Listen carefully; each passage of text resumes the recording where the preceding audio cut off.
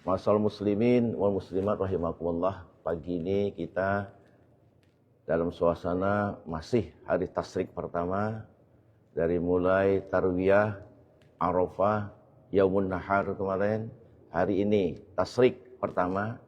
Maka materi kita pagi ini tematik saja, terinspirasi dari satu ayat Al-Quran, fasholli rabbika wanhar, maka laksanakan salat dan juga berkurban. Maka tema kita pagi hari ini adalah menggapai kesolehan pribadi dan kesolehan sosial dengan berkurban. Kesolehan pribadi, kesolehan sosial, dan berkurban. Ada 3 indikator di situ. Berkurban itu hakikinya adalah proses kita mendekatkan diri kita kepada Allah, sekaligus juga membangun keharmonisan sesama kita. Karena hakikinya kurban itulah proses pendekatan kita, membangun keakraban kita kepada Allah. Pada pokok bahasan pekan kemarin, kita bicara taqarrub ilallah, bukan kita menyatu dengan Allah dengan konsep wahdatul wujudnya Siti Jenar, tapi bagaimana kita membangun konsep yang dibangun oleh Imam Al-Ghazali pada pikiran, hati dan jiwa kita, detak napas dan nadi kita itu hadirnya Allah. Maka berkurban itu sesuai dengan ungkapan asal katanya qaruba yaqrubu, boleh. Ada juga menggunakan qarraba yuqarribu di mutaaddi kan. Semuanya berakar kepada kurban. Proses pendekatan diri kita kepada Allah Subhanahu wa taala. Pertanyaannya, kenapa kurban itu harus dengan hewan?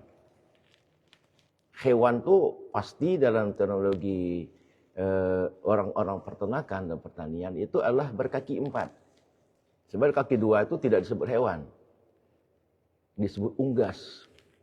Ya, kenapa perintah tidak dengan unggas saja? Semua orang bisa melaksanakannya. Tidak baca ayam, burung. Burungnya banyak, tergantung burung apa. Burung unta bisa. Burung perincak, alhamdulillah kecil kan. Nah itu ada perintah berkurban itu harus dengan hewan.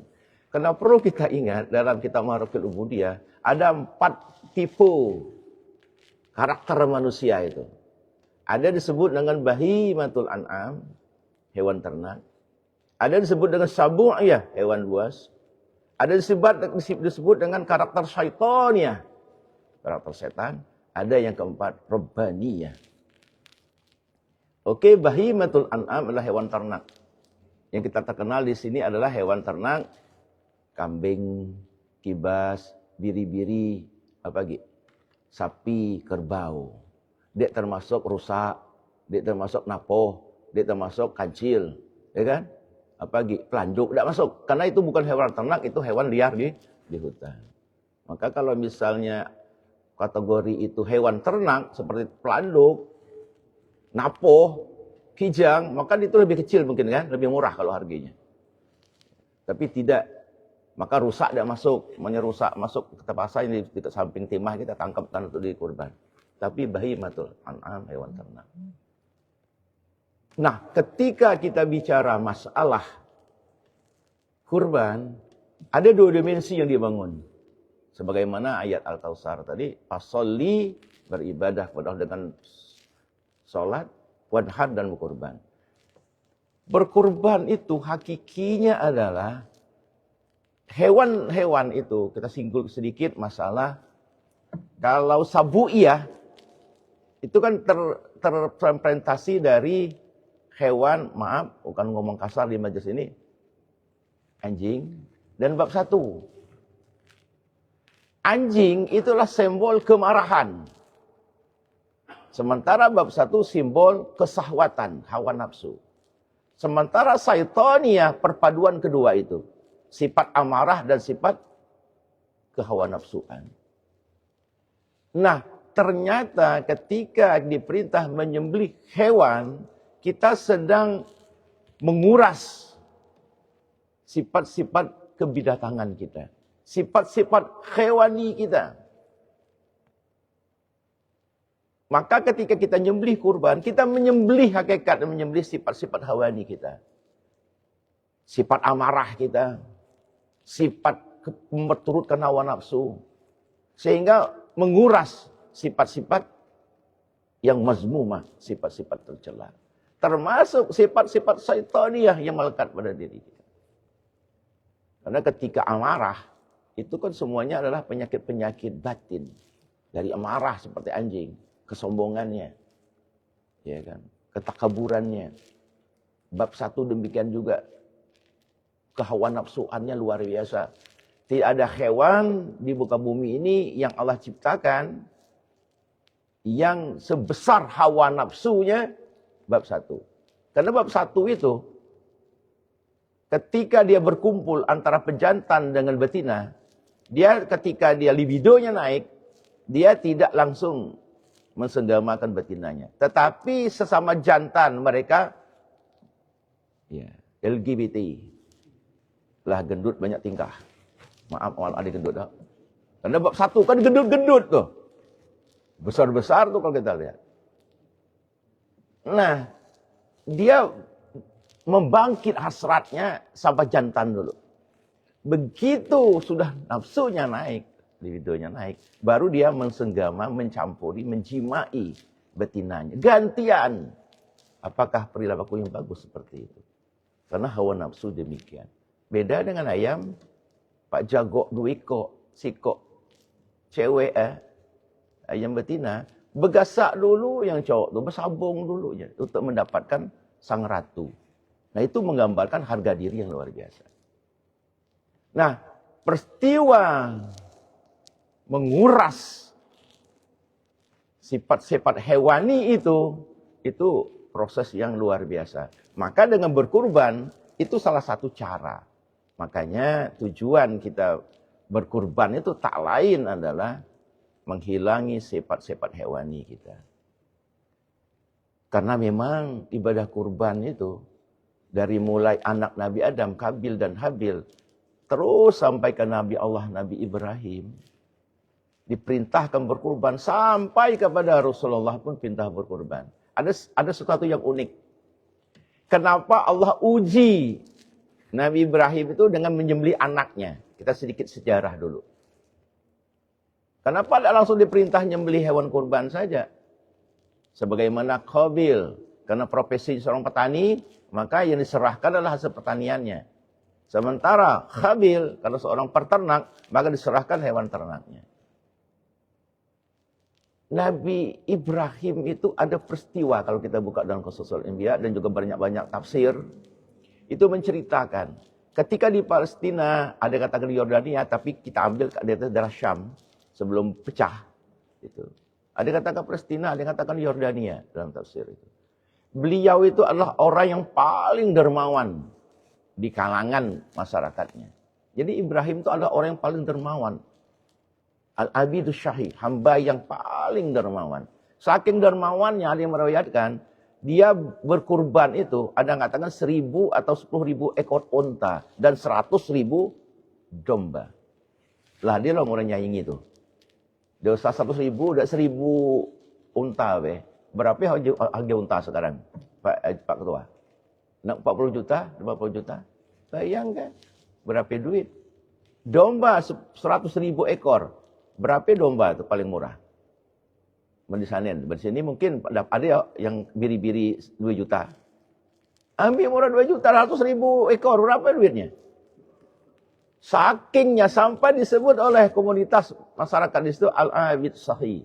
Al-Abidus Sahih. Hamba Allah yang dermawan. Terungkaplah oleh bahasa kita, mungkin guyon, ya, mungkin juga isyarat, itu akan terjadi. Beliau pernah mengungkapkan, kalaupun saya punya, tak usahkan hewan ternak saya. Seandainya saya punya anak laki-laki, sekalipun hanya 1-2 orang, kalau perintahnya harus dikorbankan, saya korbankan. Kejadian itu ternyata betapa, kalau dalam sejarah itu kan Nabi Ibrahim termasuk Nabi yang lambat dapat anak. Ada yang mengatakan 84 tahun, ada yang mengatakan 87 tahun dapatnya anak. Wa qala inni zahibun ila rabbi sayahdin, dalam As-Saffat itu kan. Ketika Ibrahim berkata, saya akan pergi ke Tuhan saya untuk mencari petunjuk. Kenapa petunjuk carinya? Rabbi habli minas shalihin. Ya Allah, anugerahkan kepadaku keturunan yang soleh. Doa yang panjang itu dijawab oleh Allah. Fabasyarna bi ghulamin halim. Allah menyebut ghulamun halim, itu maknanya sangat luar biasa. Penuh. Dan itu pun didapat dari Siti Hajar. Kalau kita pakai konsep 84 tahun, Siti Hajar saat itu umur 20 tahun. Itu pun Siti Hajar itu ada hadiah dari Raja Mesir kepada Siti Sarah. Dalam riwayat itu dikatakan Nabi Ibrahim bersama Siti Sarah ingin hijrah ke Mesir. Tetapi dalam perjalanan dibisik oleh malaikat bahwa Raja Mesir saat itu senang kayak bini orang, senior. Senang bini orang. Bukan orang bini orang. Maka ketika dia masuk gerbangnya kota Mesir, kan ditanya oleh penjaganya, siapa perempuan ini? Dalam batin Nabi Ibrahim menyimpan rasa takut bini disigai ke Raja Mesir. Tahu sigai tak? Disabet diambil ya. Itu bahasa keren bangka sigai itu. Dia dalam kamus besar bahasa Indonesia. Nah, khawatir, maka dalam hatinya itu diakuilah bahwa itu tetap istrinya, di lisan terucap saudaraku. Nah, saudaraku dalam makna saudara seiman.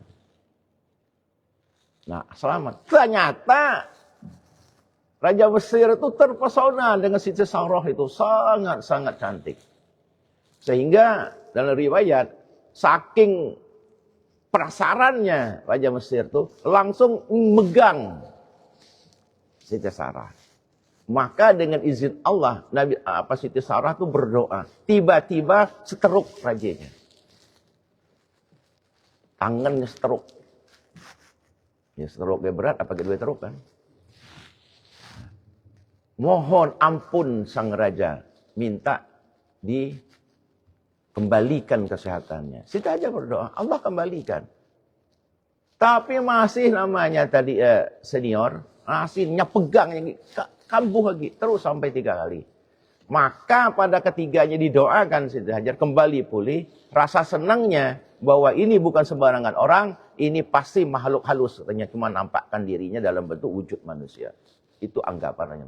Maka dikasih hadiah seorang pembantu khadimah yang bernama Siti Hajar. Perjalanan pulang kembali ke Palestina. Akhirnya karena sudah tua tidak punya anak, Siti Sarah izinkan agar Ibrahim menikahi pembantunya Siti Hajar. Tapi yang nama perempuan walaupun diizinkan tetap ada rasa cemburunya. Apalagi ketika Siti Hajar sudah punya anak. Maka muncullah sifat cemburu perempuan yang luar biasa. Maka saking dia tidak senangnya, walaupun itu atas perintahnya Nabi Ibrahim menikahi Siti Hajar. Disuruh buang anaknya dan juga ibunya, asingkan. Pokoknya kudik ngelihatnya bahasa kita, agar hatiku puas itu seperti itu. Jadi buang di tempat padang tandus yang kita kenal dengan ada ngatakan Mekah, yang sebelumnya Bakkah. Bakkah itu kan berurai air mata. Ya bayangkan bayi kecil sama ibunya, ada yang ngatakan belum lepas 40 hari. Lah dia di tempat di lembah Pak Tandus yang tak ada sebatang pohon pun. Bayangkan.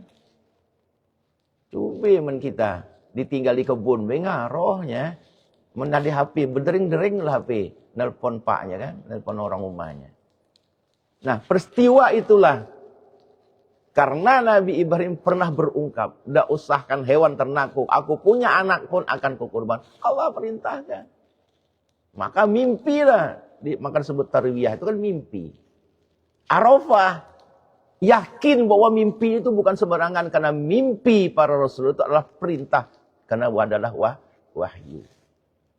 Baru pada hari ke-10 Yaumun Nahar di pelaksanaan pembelihan. Nah pada saat penyembelihan pun ayat Al-Quran itu luar biasa itu. Oke, dialognya kemana sudah diceritakan oleh atas Husnul Anam. Antara Ibrahim dengan Ismail kecil. Sudah diceritakan. Tetapi ada sesuatu setelah ayat itu. Falamma aslama wa tallahu lil jabin. Manakala mereka berserah diri. Ketika Ibrahim kecil. Sudah dibaringkan di tanah. Pipinya sudah di tanah. Pisau itu sudah melekat di leher. Tapi Allah punya kuasa lain. Wa nadainahu ya Ibrahim. Qad sadaqta ru'ya. Hei Ibrahim, engkau sudah membenarkan, meyakini tentang perintah menyembelih itu lewat mimpimu. Inna kadzalika najzil muslimin. Sesungguhnya itulah balasan bagi orang-orang yang berbuat baik. Makanya apa balasan baiknya dari Allah? Inna hadza lahul bala'ul mubin wa fadaina bihizbin hazim. Itu adalah cobaan yang berat. Ya anak disembelih. Kita dosakan anak. Adik burung ketutu. Kita pelihara lah beranak pinak. Nyembelihnya. Tega ada. Ini anak disembelih. Maka wafadainahu bizibhin azim. Kami ganti sembelihan itu dengan sembelihan yang agung. Nah peristiwa itulah Nabi Ibrahim menjadi syariat berkurban sampai kepada Rasulullah. Syariat kurban itu adalah syariat yang memang belum di Mekah ketika Rasulullah disyariatkan. Setelah Rasulullah di Madinah, maka dalam itu dikatakan berbarengan dengan perintah puasa, berbarengan dengan perintah zakat, dan juga berbarengan dengan perintah berkurban di tahun kedua Hijriah. Maka semenjak itu Rasulullah bersama sahabat selalu melaksanakan penyembelihan kurban. Nah, kurban hewan itu tak lain adalah tujuannya menguras, membunuh sifat-sifat hewani yang ada pada diri kita. Sekaligus juga membangun kepedulian sosial. Maka ibadah kurban akhirnya akan membentuk pribadi-pribadi yang soleh secara kepribadian, secara pribadi. Karena berbentuk hubungan ke sosial. Dan ajar juga berhubungan dengan manusia. Dengan Allah disebutlah kesolehan pribadi. Sementara dengan makhluk Allah, manusia disebutlah kesolehan sosial. Nah, dua tujuan inilah tak lain. Adalah harapan dari kita melaksanakan ibadah kurban. Apa sih hikmahnya? Ketika kita berkurban, perkaranya kita singgung sedikit. Orang berkurban itu bentuk manifestasi dari rasa syukurnya dengan harta yang dimilikinya. Karena banyak orang yang kaya, karena tidak bersyukur, mungkin belum tergerak hatinya untuk berkorban. Jadi maknanya apa? Secara mukhalafah.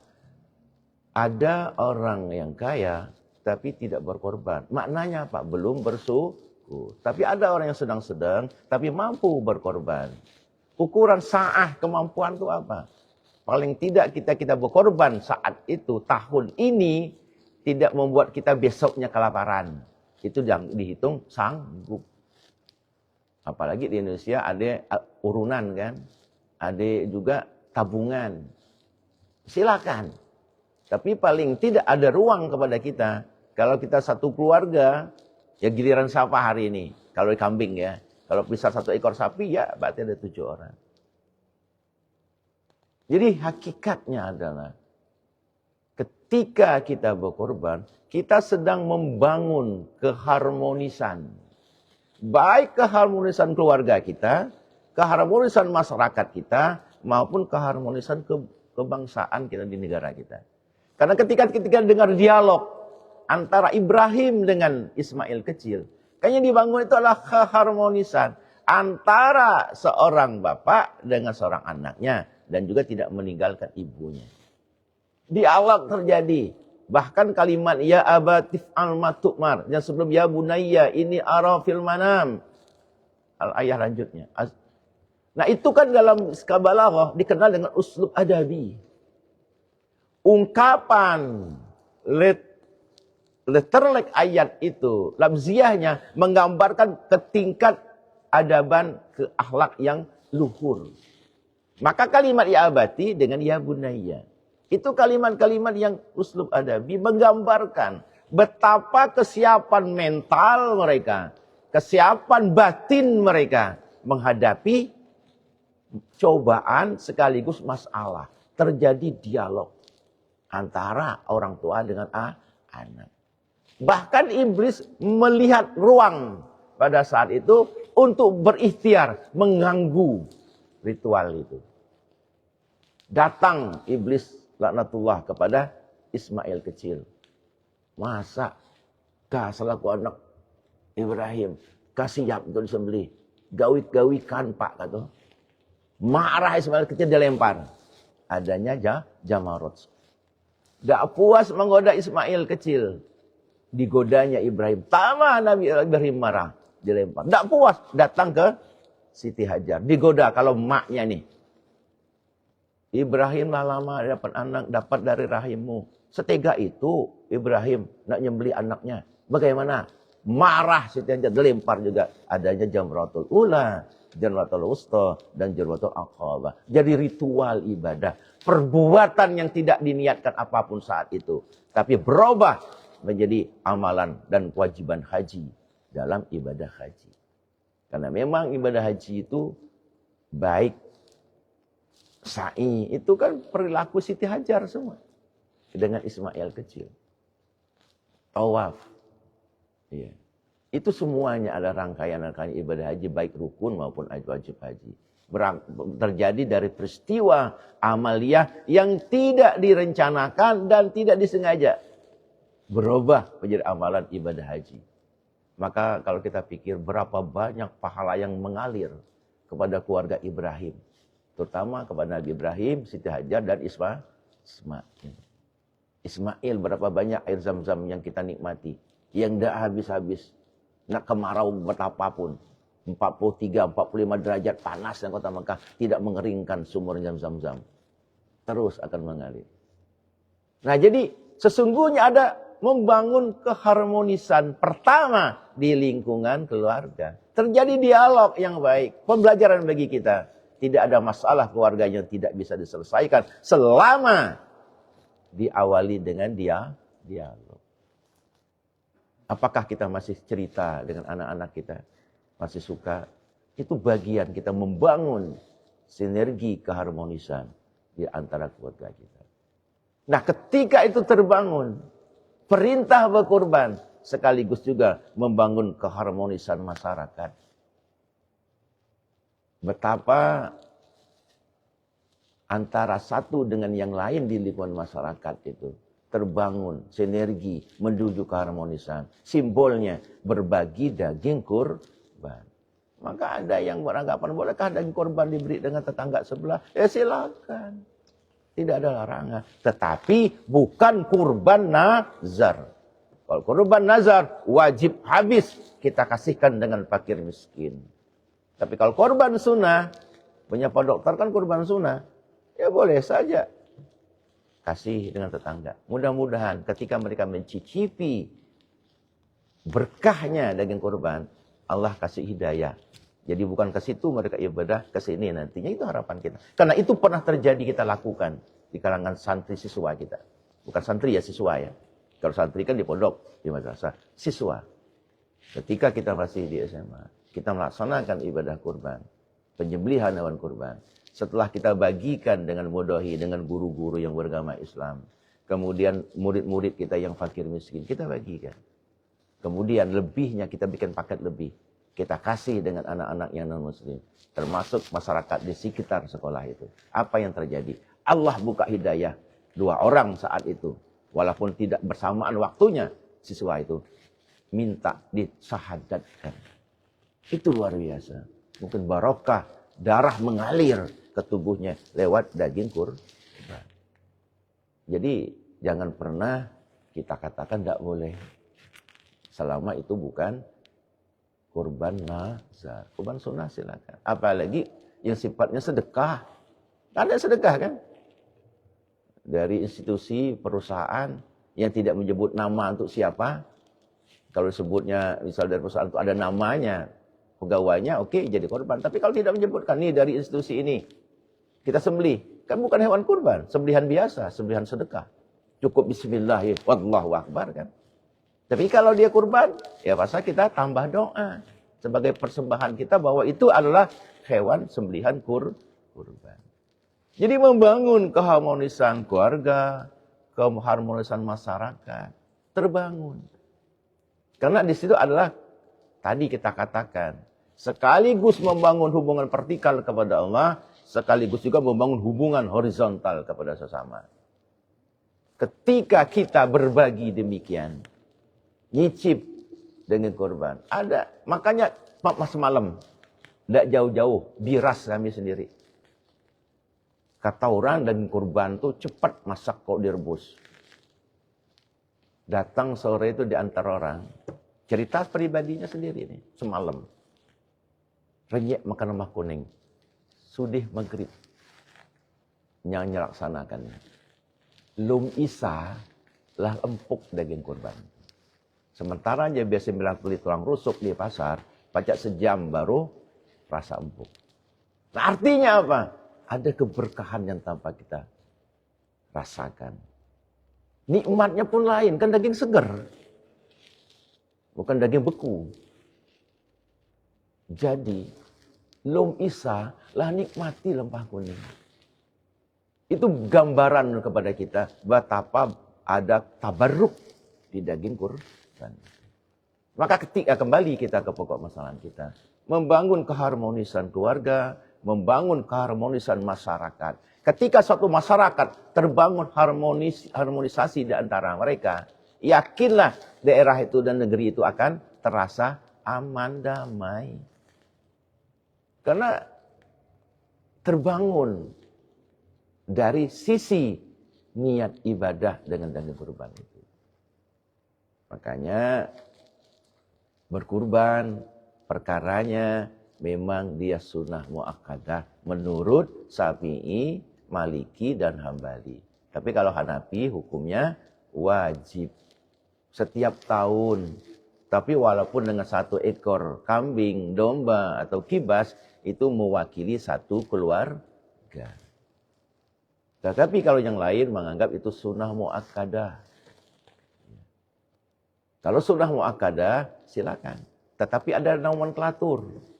Kata Rasulullah, kalau kita ada kesanggupan tidak melaksanakan ibadah kurban, jangan dekat-dekat tempat sholat kami. Artinya apa? Betapa walaupun sunnah muakkadah menjadi sangat dianjurkan. Bahkan dari hadis itu Hanafi mengatakan hukumnya menjadi wajib. Nah, kemudian seringkali juga ada konsep kita berbagi kepada lingkungan kita. Berapa banyak? Kita kembali ke konsep fikih. Hambali dan Hanafi itu konsep sepertiga. Itu dipakai. Tapi sepertiga bagi bodoh itu kan maksimal. Tidak mesti harus sepertiga. Mau sepertiga utuh, segali kita timbang dulu. Kita cincang dulu, timbang bagi 3. Tidak seperti itu juga. Karena apa? Itu maksimal. Diserahkanlah ke panitia dengan pola seperti itu. Sepertiga modohi, sepertiga untuk pakir miskin, sepertiga bentuk sedekah. Termasuk panitia, pajak makan. Tidak usah khawatir masakan.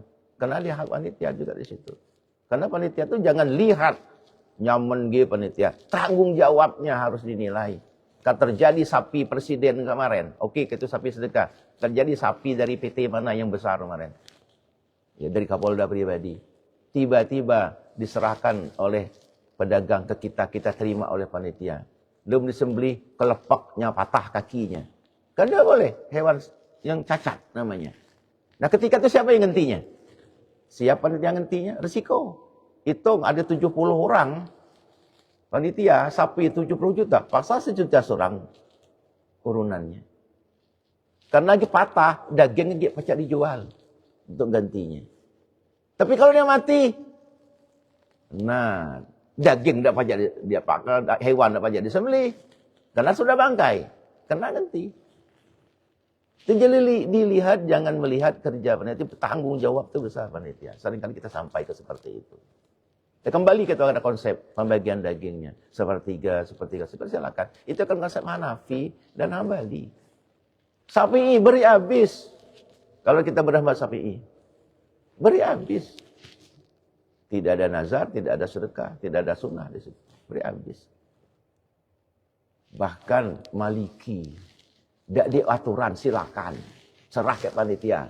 Karena sudah bentuk keikhlasan kita dari Modohi untuk diserahkan hewan kurban kita. Karena yang datang kepada Allah bukan berupa daging dan darahnya, tapi niat keikhlasan kita. Yanalhu taqwa kita. Yang dicapai itu adalah ketakwaan kita. Walaupun daging, darah, bulu, selembar itu akan memberi kesaksian di akhirat nanti. Tapi yang sampai kepada Allah adalah niat keikhlasan kita, ketahuan kita. Maka Malik katakan tidak ada aturan itu, terserah. Karena sudah kita ikhlaskan kepada panitia. Cuma jangan juga prinsip itu dipakai konsep mansur. Makan surang, jangan pulih kan. Konsep itu dipakai. Nah, jadi kembali kita ke pembahasan kita. Ada membangun keharmonisan antara keluarga, antara masyarakat. Karena masyarakat ketika menikmati daging kurban itu ada sesuatu yang tabaruk, keberkahan. Kita melihat kambing motong sendiri, bukan kurban. Hanya hewan biasa. Beli di pasar.